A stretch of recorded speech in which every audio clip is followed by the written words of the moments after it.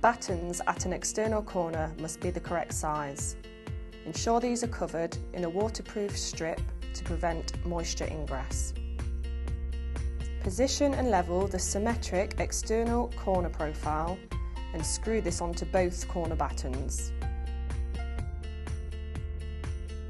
Fix Cedral planks adjacent to the profile and screw these into place, ensuring that the fixing is a minimum of 20 mm from the edge of the plank.